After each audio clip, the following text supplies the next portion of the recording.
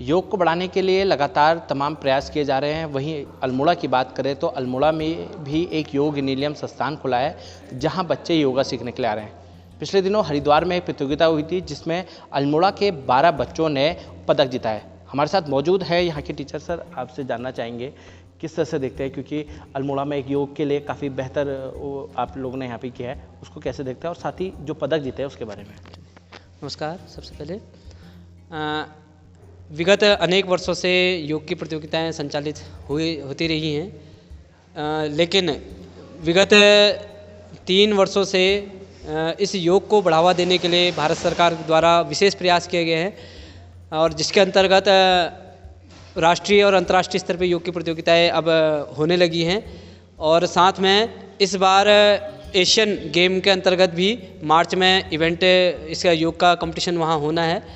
और अभी योग निलयम संस्थान की ओर से 12 बच्चों ने राज्य स्तर पे प्रतिभाग किया था। 18 बच्चों ने, उसमें से 12 बच्चे अपने अपने इवेंट में वहाँ से मेडल लेके आए हैं। उसमें 3 गोल्ड मेडल हैं और 5 स्वर्ण रजत पदक हैं, और इसके अलावा जो 3 हैं वो रजत पदक हैं। इस प्रकार से 12 मेडल जो है वो बच्चे लेके आए हैं। सर, बच्चों के लिए काफ़ी है, क्योंकि इस उम्र में बच्चे योग कर रहे हैं, सीख रहे हैं, और मेडल लाना काफ़ी अल्मोड़ा के लिए काफ़ी है। इसके बाद नेशनल होना है, उसके बारे में। अल्मोड़ा विशेषकर क्योंकि योग की भूमि है, और हम सभी गौरवान्वित हैं कि पहली बार इतनी बड़ी संख्या में हम लोग यहाँ से मेडल लेके आए हैं, और इन बच्चों ने अल्मोड़ा ज़िले का प्रतिनिधित्व किया है। और राष्ट्रीय स्तर पे जो प्रतियोगिता होनी है वो महाराष्ट्र में दिनांक 26 तारीख से लेकर 30 तारीख तक होनी है, ध्रुवा योगा एकेडमी में। और उसके लिए बच्चों का अभी यहाँ से एक कैंप होना है, 10 डेज़ का कैंप होगा, और वो पतंजलि हरिद्वार में ही होना है। वहीं से बच्चे सीधे महाराष्ट्र के लिए रवाना होंगे। ठीक है। जो बच्चे हरिद्वार में पदक जीते हमारे साथ मौजूद हैं, क्या है आपका नाम, और साथ ही योग में जो आप मेडल जीत के लाए हैं उसके बारे में बताइए। मेरा नाम धीरज है, और मैं ट्रेडिशनल में सिल्वर मेडल लाया था, और आर्टिस्टिक पेयर में भी सिल्वर, और आर्टिस्टिक सोलो में ब्रॉन्ज। कैसा लगा है, क्योंकि घर वालों ने क्या कहा जीतने के बाद? घर वालों ने तारीफ़ करी, और मेहनत कर और अच्छा कर, और नेशनल में भी ऐसे मेडल ला। ठीक है। आपका क्या नाम है और आप कौन सा पदक जीत के आए हैं, ये बताइए। मेरा नाम यथार्थ जोशी है। मैं रिदमिक पेयर में हितेश के साथ सिल्वर मेडल लेके आया हूँ। कैसा लगा है?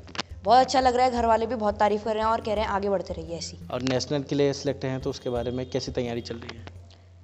तैयारी आज से स्टार्ट हुई है, अब अच्छी करनी है और बहुत मेहनत करनी है, तभी नेशनल में जीतेंगे। ठीक है। आपका कौन सा पदक है और क्या नाम है आपका, और योग के बारे में अब आगे नेशनल खेलना है तो उसका कैसे देख रहे हैं तैयारी को?